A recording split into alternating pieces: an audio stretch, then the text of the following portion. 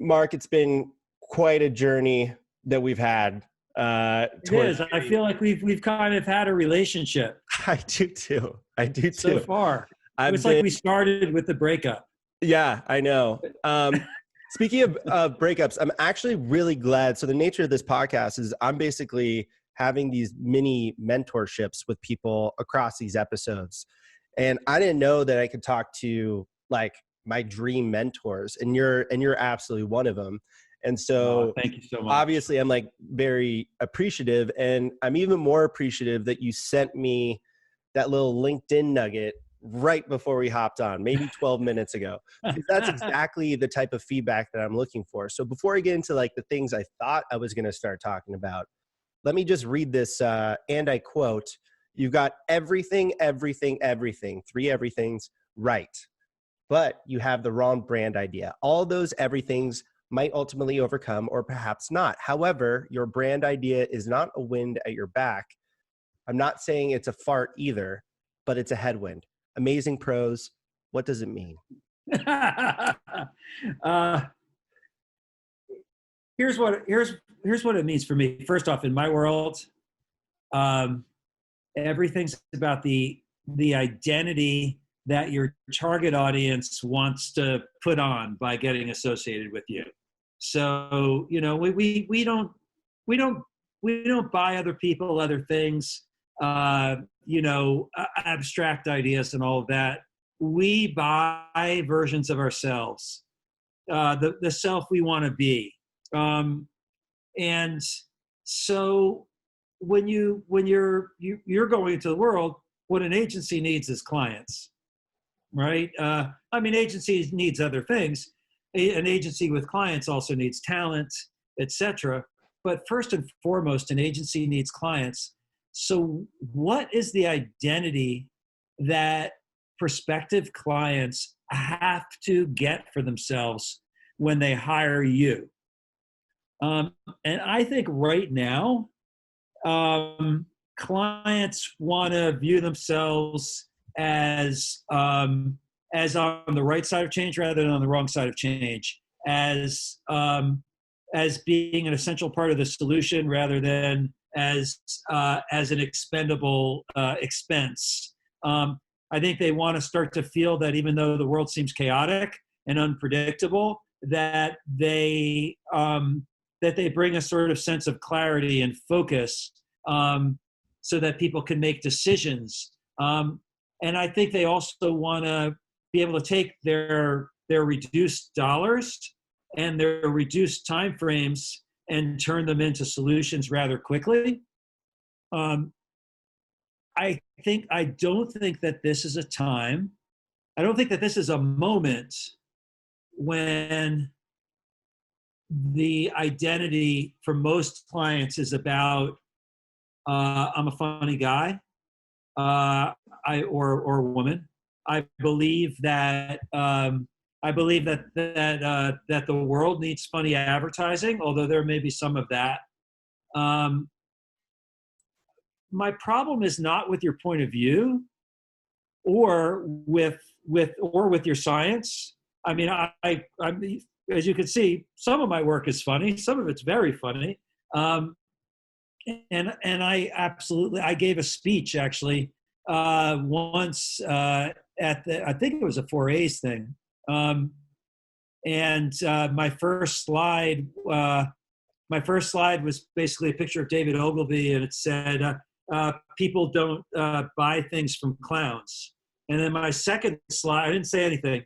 Then my second slide was a picture of Ronald McDonald, and my third slide was billions and billions sold. So I believe in your point of view, but your point of view is a prescription. You start out with the way to solve your problem is with humor. Mm-hmm. And I think right now people are in the problem. So you can be that agency, but I actually think in terms of how you message and how you position. I mean, I'll give you another example. Cliff Freeman and Partners was the funniest agency in the business. And the year before they closed, for lack of clients and revenue, no other reason. The year before they closed, they won more creative awards than any other agency in the world. Their problem was there was only one category that hired them, and it was retail, fast food, basically, even tighter than that. Really, only one category that was loyal to them, and once they worked their way through the category, and they did it basically from the middle to the top to the bottom, there were no more clients to hire them. As great as their work was, and it was great, still inspires lots of folks. We have some Cliff Freeman folks. I became friendly with Cliff Freeman. As influential as they were outside of the world of clients, they were not able to sustain their appeal with clients. But even Cliff Freeman didn't say, if you want funny, come to us. That's what people believed about them. But that's not what they said.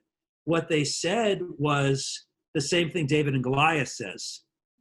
In fact, David Angelo, I helped to develop that at Cliff Freeman. What they said is, we're the giant slayers. Hire us if you're a challenger and you need to slay a giant. So the result that people wanted, not the way they got to that result. Then they did funny interruptive advertising. So I guess my point is that you're not wrong. You're not wrong at all. You got all the right ideas, and you've got the energy, you've got the activity. And I'm not here just to mentor you. I learn from you too. I learn from the way you do this. I learn from what you do on LinkedIn. You're going to succeed, absolutely. But I think the positioning work needs a little work. Wow. Okay. This is, I think, extremely helpful and riveting, and it's a lot for me to take in, because it's actually not what I expected you to say. I expected you to say, hey, you're keeping it a little too real on LinkedIn. You're being a little too revealing, and that's the part of the branding I thought you were going to talk about. But you're talking about. Can I interrupt you just to say? Yeah. Can I interrupt you just to say that my first thought for an alternative positioning or a way into it is how good at conversation you are. It's a conversation world, and that very authenticity, that willingness to be transparent about, these are our struggles, please be part of it. I actually think that it's exemplary. I think you're showing the world how to be. And I don't think you give yourself enough credit for that in the way you position the agency. And you know what? That's funny, but it's also moving. It's also inspiring. We get to be part of your hero's journey. We get to be sages in your hero's journey. We get to be witnesses, to your stumbles. I mean, to me, I don't know what to say about that yet, but that's extraordinary. That's exceptional.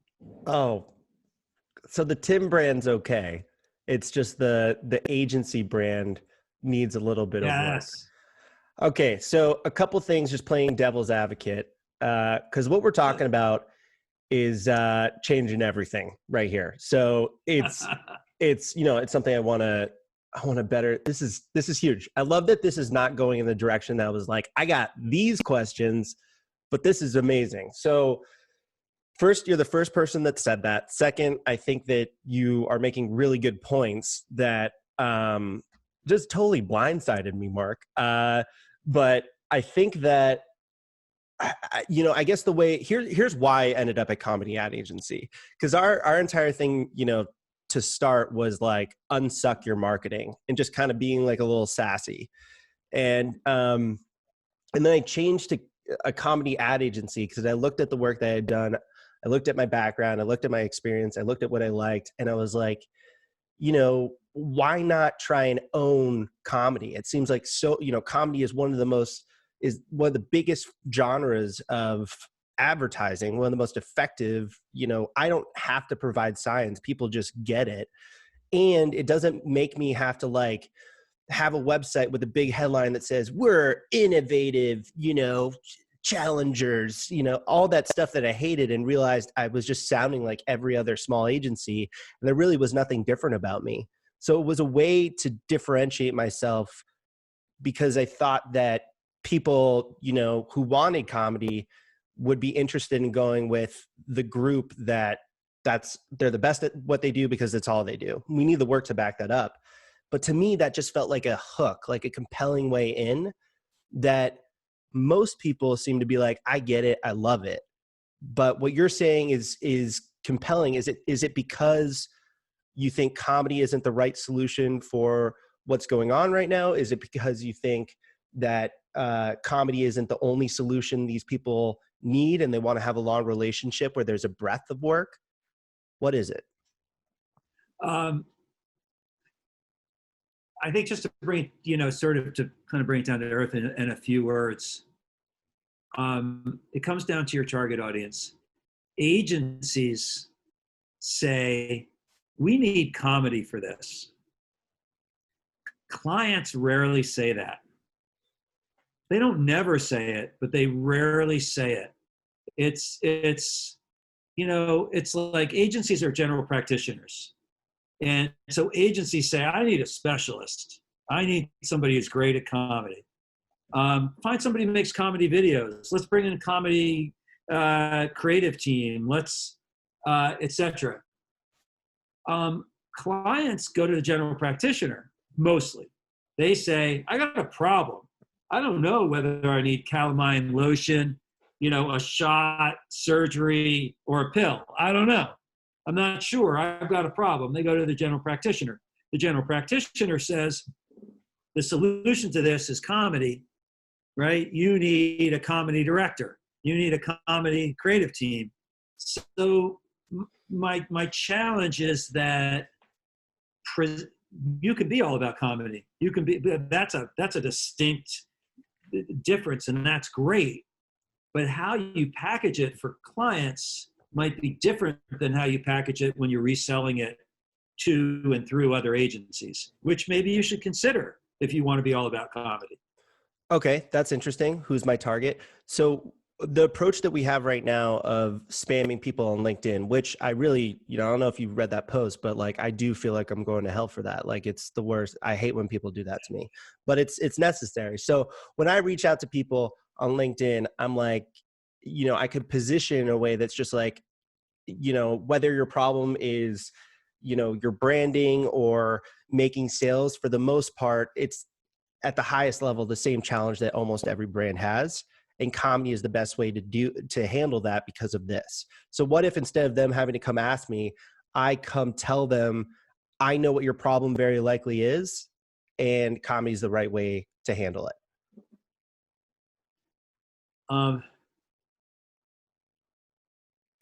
To me, it's like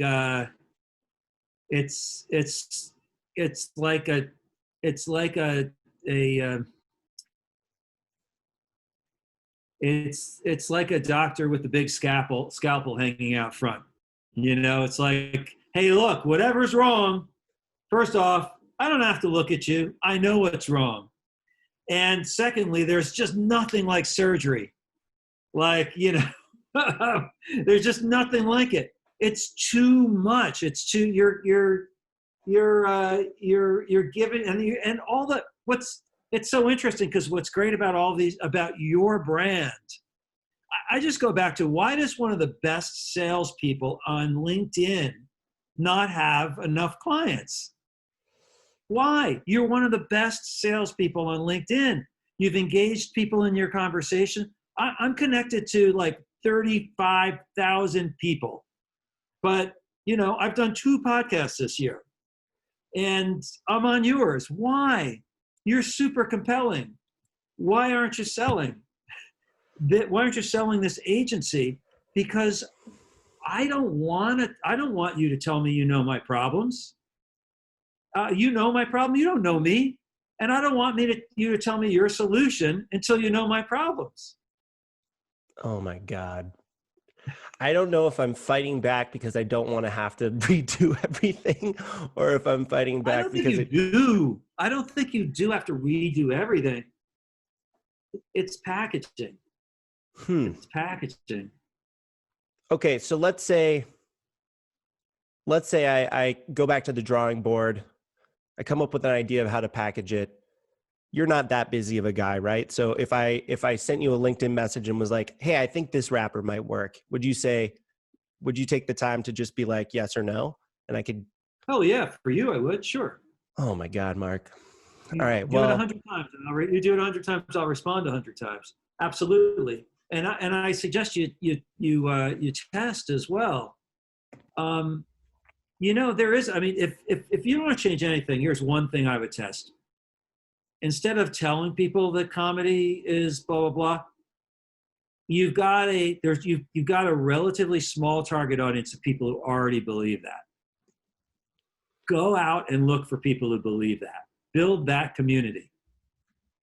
Um, Build that community of people who believe that that comedy is, as this is what I said in my talk. Laughter is the sound of someone being convinced. damn, It's dude. something changing in their brain, right? You're like, oh, laughter is that moment of surprise when something changes in the mind. It's the sound of somebody being convinced, but who believes that? If you can, then they'll be like, you know what? I want credit for believing that. Now you've got not just fans of you, which is what I am so far. You've got fans of your idea, of your brand idea. Hmm. Um, so Okay. it's one way. It's one way. Have you? It's too early to be too fixed, though. Yeah. You No, got I agree. I agree, and it's jumped around a lot. There's been two names, but like it was Good Villain, then it was Seven to Launch. We were gonna launch brands in 7 days. We tried it with our wow. own brand, and I think I almost died. I think me and the dude that I brought on to help me almost died. It was by the fifth day, we're like, this is a horrible idea. And then it became Gush, and then it was like Unsuck Marketing, and then it was Comedy Ad Agency. But this has been like one of the most helpful conversations within the first 18 minutes that like I've ever had. So I think all your points are right, and I definitely need to think about that. I don't know what the answer is going to be, but you're right. You're right. Oh boy. Well, I'm making interesting points. Who knows? Who knows if I'm right? But this is what I mean. This is what I've been in. I've had this agency for it's almost going to be 25 years. So, you know, in Congratulations, my by the wings, way, because that's that's congratulations. I mean, that's amazing. when I started the agency, I had actually started in a direct marketing agency, and that became interactive and digital marketing, and I was surrounded by folks who are just sort of gifted brands.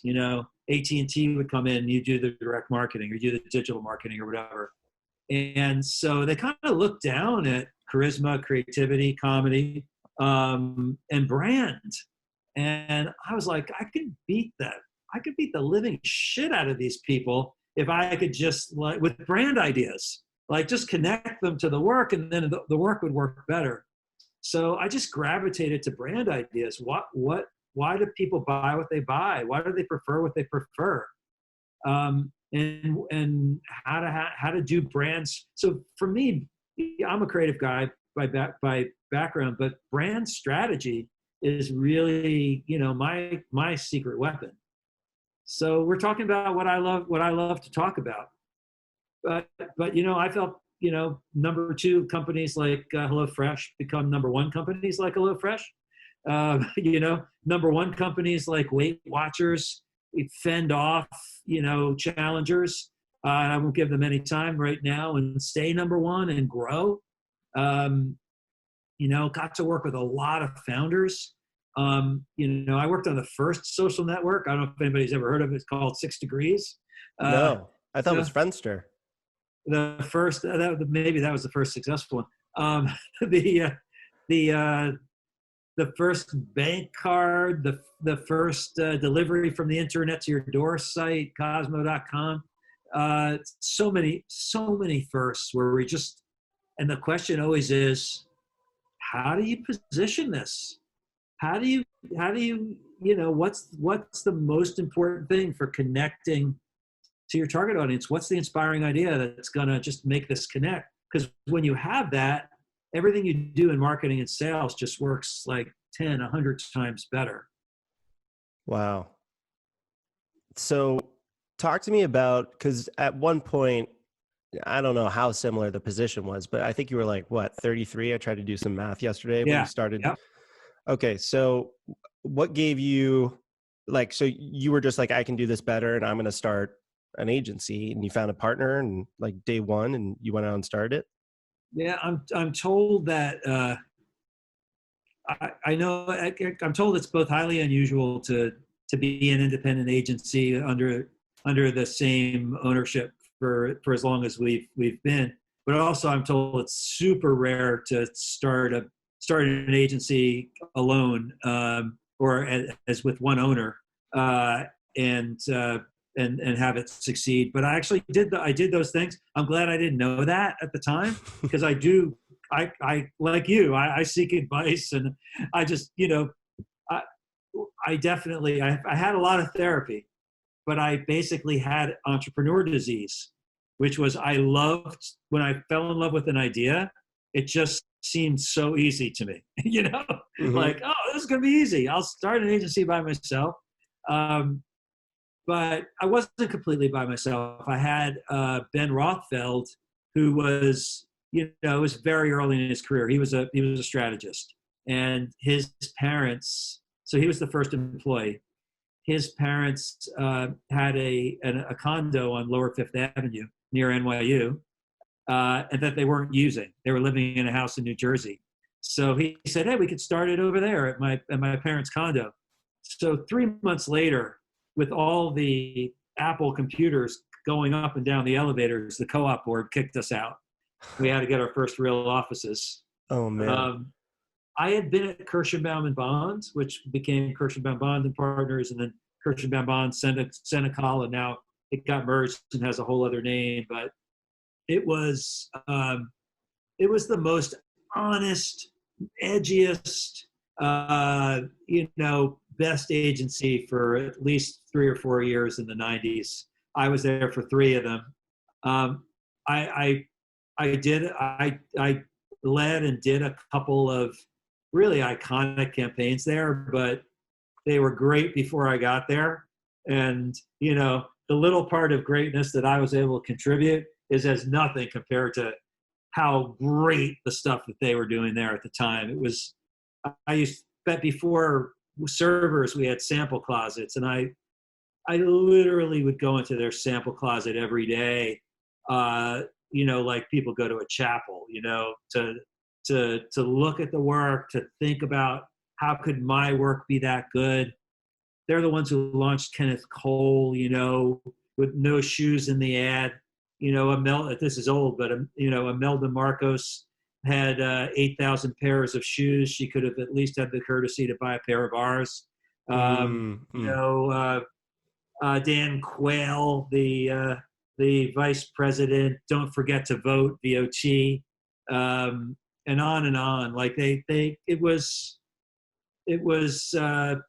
like Punk meets Tibor Kalman meets David Letterman in his golden era, So at the time, very cool, and they were young. When I went there, I was 29 years old. The chairman of the place was 30. Wow. He had the agency for 5 years at the time. Wow. It was. I actually showed up a 29-year-old old guy at that agency in a suit. Yeah, that's funny. Oh, you're too nice. You'll never do well here. Oh, they overestimated my niceness. Nice. That's so but, what? I always wanted. I was an entrepreneur first. I had started other agencies, and I had started other businesses. A Main Street business, a an early computer graphics business with my friend Rudy Pode, who's an innovation creative director at Apple now. But we were just two like musicians who he bought some Silicon Graphics machines and said, "Hey, we can make graphics with these and animations." And I was like, "I got ideas for selling this." So I knew I wanted to start an agency. I fell in love with this business. Okay. And then so you had this idea and you're like, I'm going to do it. And was it like a blind confidence? Did you suffer from imposter syndrome? What was your experience starting out? You know, one part of my thank goodness for the therapy, but one thing that is unique about my particular psychology is I've never experienced imposter syndrome in my life consciously. You know, back in Yeah. the day, because back in the day I was sure that anything that I thought, anything that I could perform, I was, and I was very good at like learning and performing. Now, unconsciously, often there was someone absolutely panicked at Right. the shit I was getting myself into, you know. So somebody inside was having imposter syndrome, but the guy I was familiar with, he was like, you know, I want to play great parts in real life. I'm going to be an honest, good person, but you know, confidence and a good performance is going to get me through. And I've been able, and I'm so neurotic that anything I promise to do, I will find a way to achieve. So that's who I was, you know. And what it meant is, other people, namely clients, but trusted me more than I trusted myself. And so, you know, when I started the agency, I didn't want to steal any business or people from my previous agency. I loved those guys. They treated me really well. But some of the clients left to go to competitors, Hmm. and they were like, "You're the person we trust." So I realized you got to, this goes back to what I said to you about find people who believe what you believe. Find your tribe, because, you know, 25 to 30 devoted repeat clients have accounted for easily 50% of all the revenue we've ever taken in. And, you know, they're the ones to, even if they're, you know, on their private islands now or whatever, to answer their cell phones, and, you know, we'll do it 100 times to say nice things about us and say, no, they come through, you know, no, they see problems and they solve them. No, they listen. Yeah, their work really is that good. So yeah, find your people. Okay. But like starting out, did you have these clients? I mean, I think for me, the imposter syndrome, like I had such blind confidence starting out. And I think I still, despite, a lot of no's and a lot of stuff not working over the course of a year and a half, have a certain level of blind confidence, but definitely dipping into that imposter syndrome territory. Like, did you have success right out the gate? You know, were you making profit? So I basically had $8,000, of my own money when I started the agency. And I was basically like, look, I know how to sell. I know how to write. I know how to deal with clients.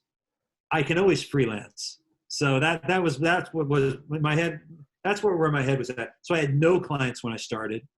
I heard about, and it wasn't exactly an agency. It was an incentives company called Cirque, and they had a client, Pepsi Stuff. They were doing this big thing for Pepsi Stuff. So I got a project from them, and my car service driver. In my agency job, I could have a car service. So my car service driver was Nikolai, and his wife was Alexandra, and they had both worked together at the largest Soviet chocolate factory. And they wanted, even though he was a car service driver, she was doing some kind of day job as a bookkeeper or whatever. They wanted to start a chocolate company. And I said, I need to build a brand from scratch to make us famous. Alexandra Nikolai chocolate sounds like the Tsar and Tsarina. Can you put a little bit of money together and, we'll be your agency?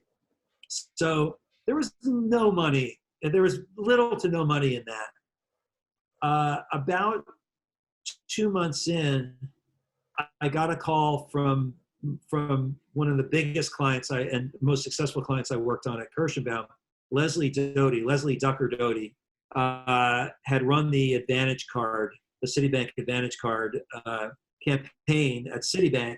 And on the strength of that iconic campaign that we did together, or was it the Miles, she got offered the job as the head of card marketing at SunTrust, the largest bank in the South. And she said, there's no one I want to do this with other than you. I need somebody who knows this business. Can you do it? And here's where I think, if there's one place where you suck up your imposter syndrome and you just play chicken and you stick your neck out, whatever you think charging enough is, double it or add 50% or whatever. This is the first time I've ever said this publicly. It's 25 years, so maybe the statute of limitations is over. Before I left Kirschenbaum, I went into the files and I looked at their proposals and their fee schedules.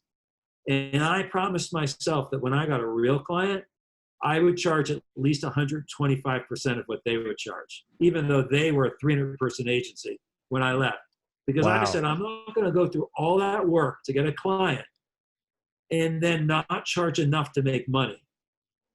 Right. And so I looked at the work it would take and all of that. And, I basically said, you want to pay me enough to succeed? Yes. I know your value. Do you want me focused on your business, or do you want me focused on how I'm paying for computers and office space for the next 6 months? I want you focused on my business. Can I send you a bill for the first 6 months of retainer fees and you pay it? Absolutely. I'll get it approved. So that's what funded the first 6 months of my business. How did it go? We did amazing things. I had, among other things, NASCAR, Gibson guitars, Reba McEntire, Alan Jackson, Shania Twain, because they were the biggest bank of Nashville. We were this New York agency, but they were the biggest bank in Nashville. So we did these cool country credit cards. We did this Gibson guitar card. I got to tour. We did a card for NASCAR, which was about their, I forget what the place was called now. So we did these amazing things, but my client, Leslie Ducker Doty, was a smart, strong, powerful New York executive. And these Southern gentlemen, didn't appreciate calls at their golf courses telling them, not in these words, that they had to get their heads out of their asses if they wanted to actually achieve their goals. So, after about 9 months down there, she said, "The hell with this." She left for a fintech startup, and then ended up doing amazing things at MasterCard, where she was our client for like about 12 years. After which she did amazing things as our client at Reader's Digest, turning that around. After which she did amazing things as our client at Time Inc. And now she serves on boards.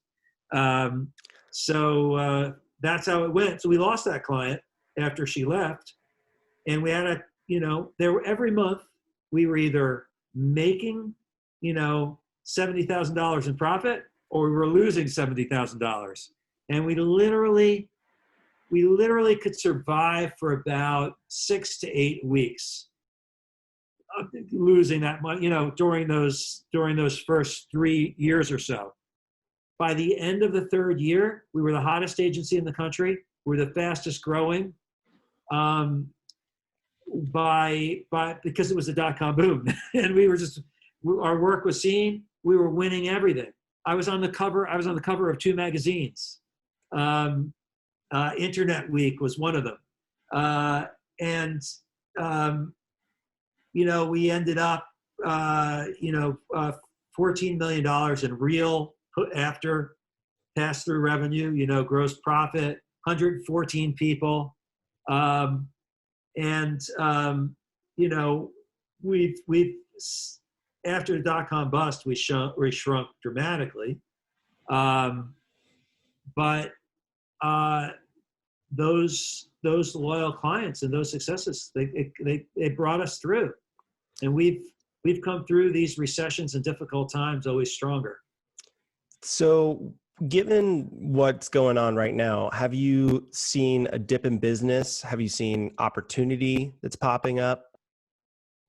Yeah, I mean, I'd say where we are right now is, really from the beginning of the year, 75% of the revenue and twice the number of clients. And many of them are not the same. Our retail clients experienced enormous, challenges with the pandemic.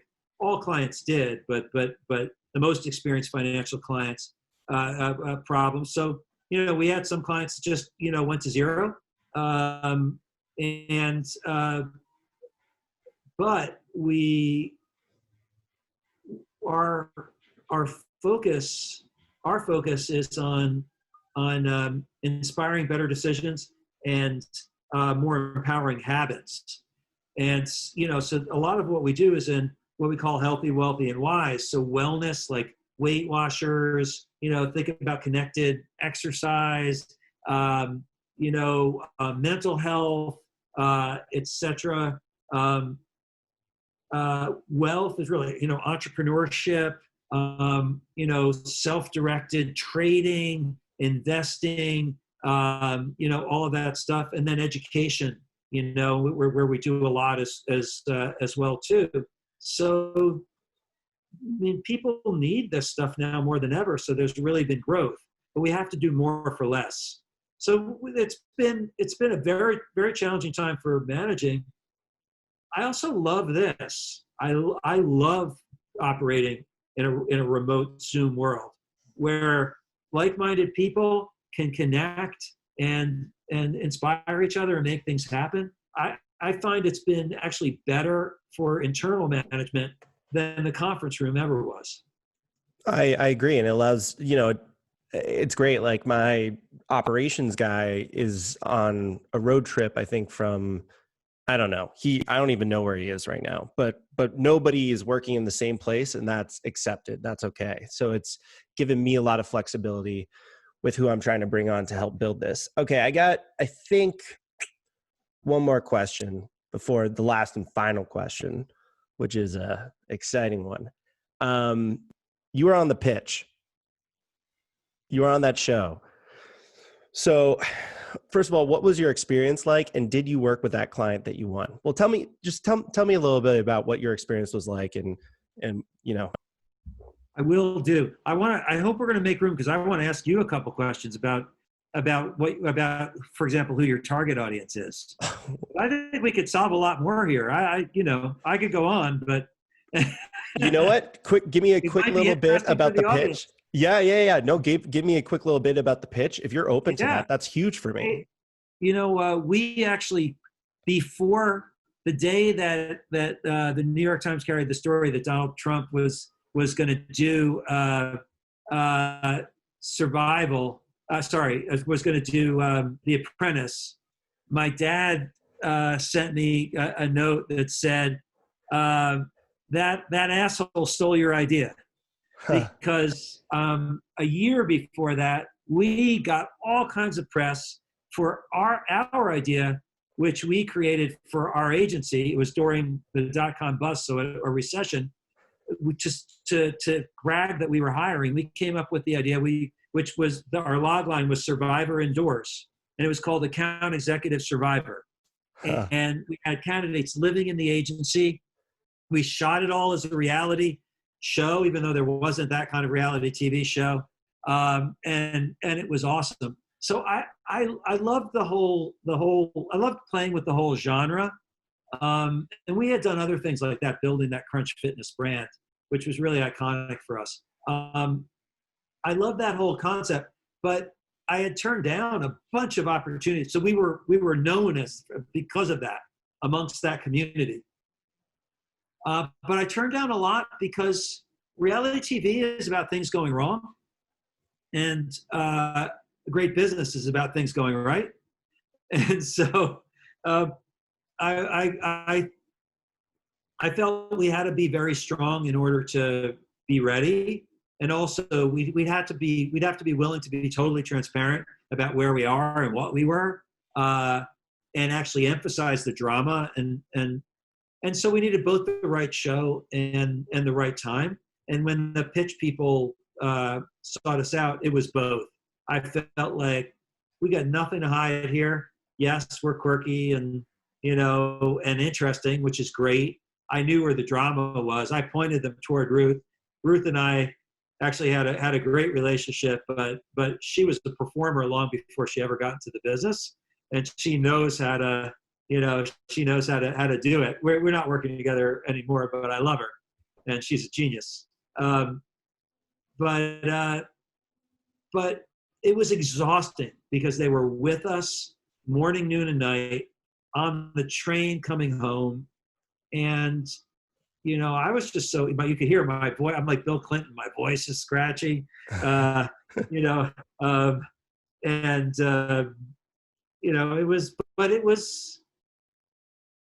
it was awesome to be able to be ourselves and have it come across. Of course, they cut things to make me look, less nice than I was, or to ratchet up the tension. Like the way they edit is ridiculous. They'll take a reaction shot from a whole other day and put it in. Oh. Yeah. So, we couldn't have gotten along better. In fact, I'm still friends with the agency we competed with. We couldn't have gotten along better right from the beginning, but they had to make it look like it was this face-off, Yeah. Also, the crew and the client was telling us, my God, I hope that we were winning every step of the way. But then they'd say, we're going to have to edit it to make it look like you weren't. Yeah, and they did. They definitely did. But they may have been playing with us too, but I don't think so. I'm also friends with the crew now too. Also, really great people. We did work with the client.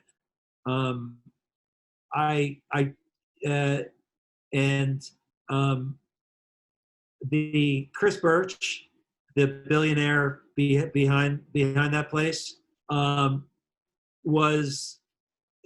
they had to actually edit him to make him believable. I mean, he was way more outrageous than you could imagine from what you saw on TV. I mean, he seemed like a tough guy. It's not so much that it was tough. That he was tough. It was more like he would say, everybody was in there. He'd be like, "Wow, this is a long, difficult meeting. Let's get some latte in here." And then someone would bring him a latte, and that was it. My God! After we got the account, he said, talk about confidence. He had no imposter syndrome, and frankly, that guy created several $100 million and $1 billion brands. So he is an absolute genius at what she wants. A genius. But he would be the first to tell you. He said, we sat in the meeting, he's like, "I don't like your name." So sort of like me with you. "I don't like your name." I was like, "You just hired us. You don't." He's like, "Nah, you know what? You need a better name. It's holding you back." Okay. Next thing he said was, "We've got the smartest people here. These are the best people. All 200 of them. In fact, right now, we're running a contest to see who can come up with the best, most brilliant ideas for the future of this business. And it's everyone else against me." So, oh my God. So So, that's that guy. yeah. Um, He was a I character. I mean, mean, he was amazing, but they did make him seem like a, not in a bad way, but just like a tough cookie, like he was a straight shooter. Um, he was a straight shooter. I mean, when he had to deliver the bad news, he was like, I love this other agency. I got to kind of get myself together to do it. I mean, he had a soft side too. oh, he did. He was super respectful and kind with that other agency. Definitely. Absolutely. Yeah, Um, and they were great. And look, they were great. They were great too. It was great. It was actually great to meet them. yeah. Yeah. They showed up They're in still another around, by the episode. way. What's that? They're still around. That other agency too. They They're doing are? well. Yeah, Yeah, they're great. Like the whole female angle is obviously super important. And so to be able to have, and like there's not enough of that, I think, particularly in the creative I field kind of hoped sometimes. that they But would take it down during the beginning of the Me Too. It was like the men against the women for a female brand. The yeah, men yeah, win. Like, yeah, could we maybe just put that in the vault for a year and yeah, see if tuck it it's away. It's like we have women here. Um, that is true. That is true. yeah. So I don't know if you And have time, but who's your prospective client? Who do you want? oh, What's Mark. your dream client? Well, dream client would be somebody like an Old Spice, right? Like not to say that that's in my future necessarily, but somebody who has an appetite for that level of humor and like Yeah. ridiculousness. But I it's tough So at because Kirschenbaum, I worked with the director of that campaign. are you serious? Was Yeah. he I mean, that's like Yeah. that's one of the most iconic pieces of advertising of all time. I mean, it's amazing. You would not believe the level of talent that was at that agency at that time, and many of them have gone on to be top directors or whatever. That's that that's what I'm saying. Build your community. I'm trying not to use the word tribe anymore. I've gotten some feedback that it might be a little um, a Oh, little Native uh, American. sensitive. Well, no, it's not so much a Native American thing, but more about the way it's sort of been used to characterize Africa as backward or whatever. So Oh man, so it's hard. that's It's hard for a exhausting. marketer not to say tribe, but I know. I the like Tribe, people, but community. okay. All right. People community. Well, you asked about target audience, and to me, it's just like anybody who has an appetite for comedy. And that I don't know if that's specific enough because that really opens you up to anybody. We launched a pet healthcare brand, which is, kind of a more complicated service. We've done an electric scooter brand. We right now are running a campaign for a hygienic chalk brand. So it's tough because it feels like comedy, if that continues to be the focus, which maybe it shouldn't be, is kind of applicable to any industry, even the Yeah. ones that are serious and like maybe wouldn't don't use comedy a lot.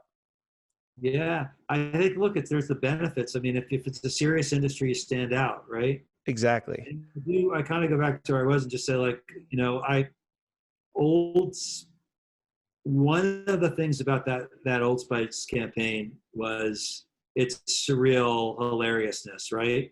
Mm-hmm. But from the marketer's point of view, that's not the only thing about that campaign. I mean, that campaign is brilliant on so many levels, and I don't think they were saying, oh, we need to revive Old Spice. We know we need a funny solution.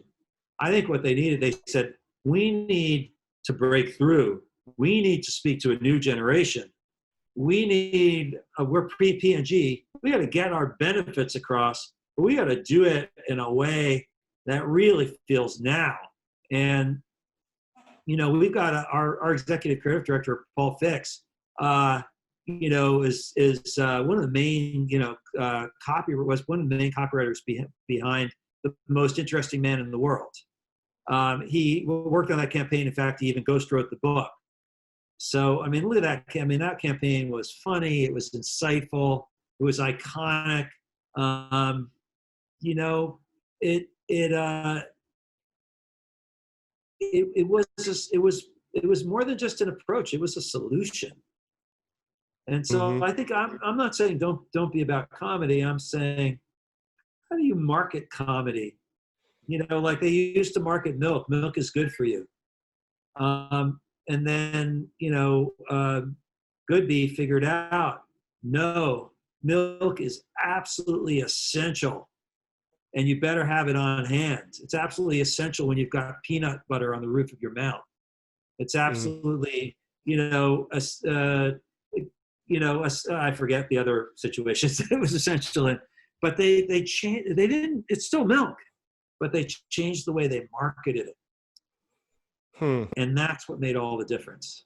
Okay, so maybe it's about how to market Gush. Maybe I'm my own client, so to speak. You Which I know, no. the cobbler's children, man. Yeah, I It's mean, hard to put on shoes, if you can't, even 7 days. It's hard. oh my God, that was ridiculous. Just a nightmare. Okay, so in terms of my target, that's my best answer. I don't know. Um, you know, you spoke to that. I can answer any questions you have. We could continue to talk about anything. I mean, your time is valuable, but I'll use as much of it as you got. Well, I don't want to. I don't want to try the patience of your audience either. But I do think it's interesting just to see us do what we do. Um, so who would you? Or I mean, you don't have to use names, and maybe better if you don't, because you could say even more about it. But tell me about the best engagement you've ever had.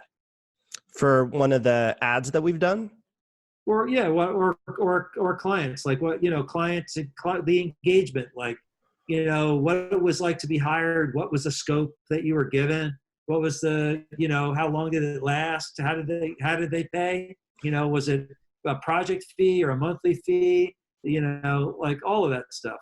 okay, so I think right now is the best engagement with this hygienic chalk brand. So everybody that I've worked for the most part, has been somebody I've had a personal connection to and knew personally.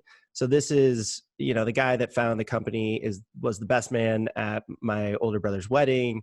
He always thought I was a funny guy. He was getting into stand up and like asked for my advice on his jokes. And like, so I knew that he liked my sense of humor. So I reached out to him right when COVID started. And I was like, hey, dude, if you need marketing support for your company, which is this climbing chalk brand that's pretty popular and well known, he wouldn't mind. They're called Friction Labs. I was like, if you need any help, let me know. And he's like, well, we came up with this product that, right at the start of COVID, that infuses ethanol into our climbing chalk, and it helps protect you from coronavirus at the gym, at CrossFit, whatever.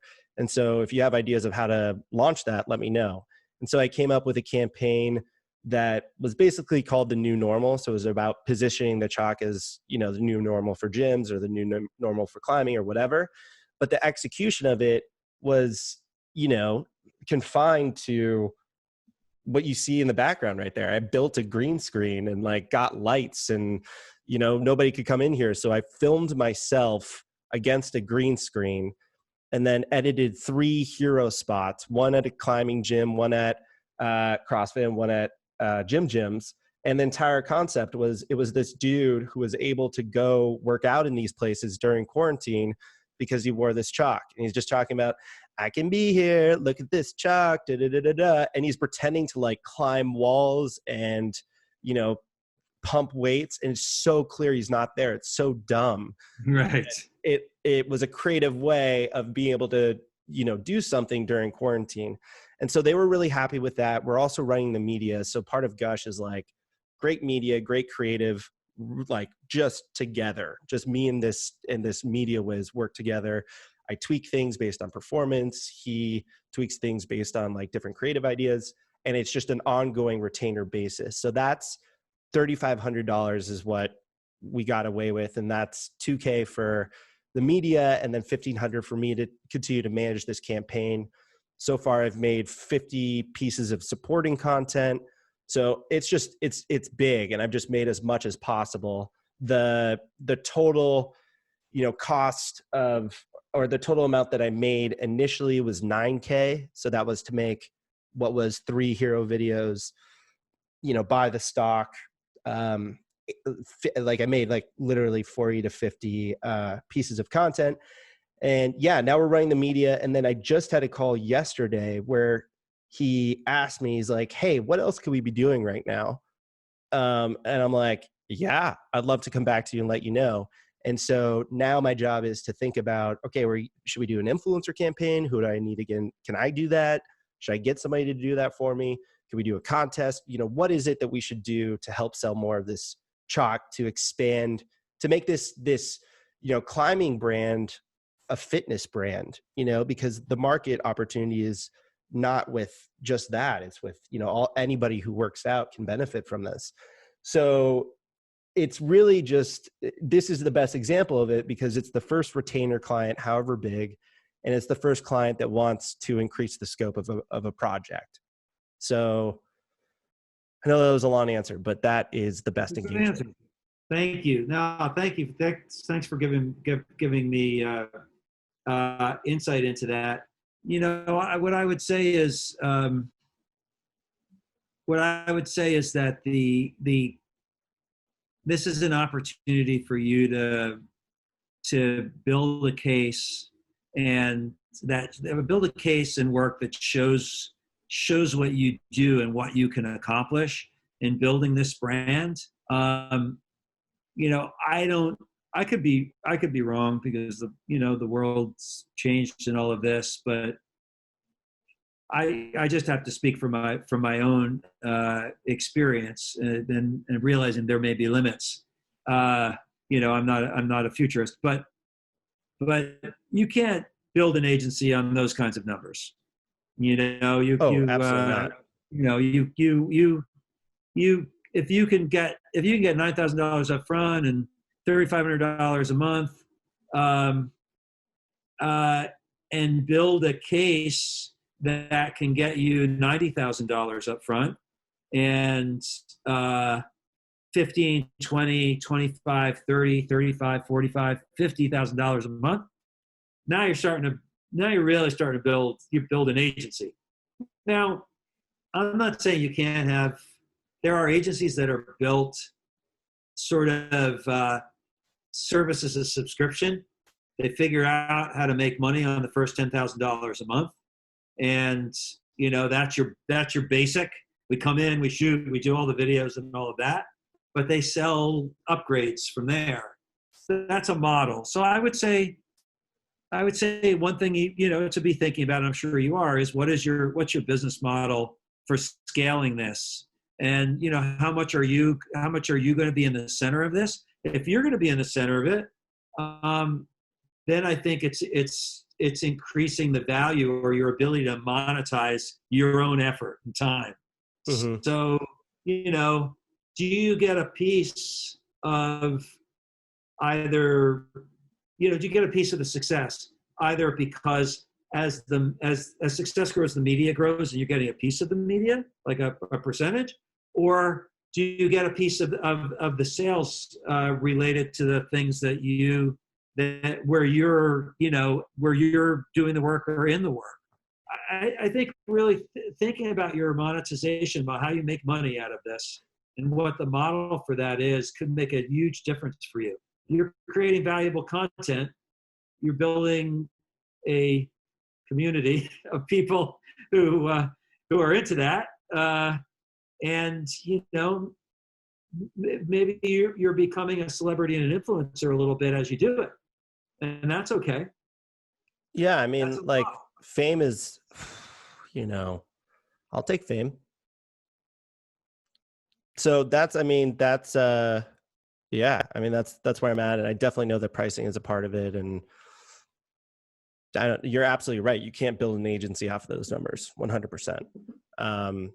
So it's very much like a walk before you run type situation, but that's what we're trying to do now. We're trying to, I'm 100% focused on new business outside of this one client to try and get a real, agency gig, to have a real thing going. Just for perspective, and this was 1996.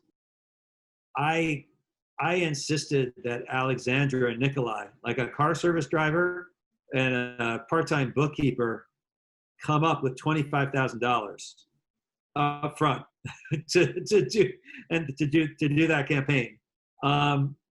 And I finally had I mean, we did beautiful things. It was in the press. It was everything I wanted to be. I went to trade shows with them. I gave them a lot of help. But after a while, they were like calling me on the phone saying, Mark, we need your help. Someone has called from Utah and I don't know who it is. So, What? yeah, like, so someone called from Utah, responded to our ads, left a message that they were from Utah, and they wanted me to help them figure out who it was. I was like, how the hell would I know who is calling you from Utah? So that was the end of that. But still, that's the place where you just have to put on your poker face and test. Get what money you can. Our fees have come down over time as we figured out how to add more value for less money, but you want a margin of safety. Oh, absolutely. And that's our goal. That's very much my goal. And I don't know how to do that. And so I was able to bring on somebody who does on like a part-time basis, for like sweat equity and a little bit of money. So yeah, that's hopefully in my future. So I hope your target audience, and I imagine it does include a lot of people who are trying to manage and start agencies and stuff. So hopefully this was an intriguing conversation. Oh, people are going to love it. If they don't know what they're talking about. So those people are idiots. Yeah. Hey, if you're listening and you didn't like this, then why are you still listening? You're an idiot. Stop it. Yes. Just alienating my audience left and right. Well, the way I like to end, Mark, is just giving the guest an opportunity to give any type of advice, life advice, advertising advice, anything that they just want to leave me with. Well, it just has to be really, really good. It just has to be really good.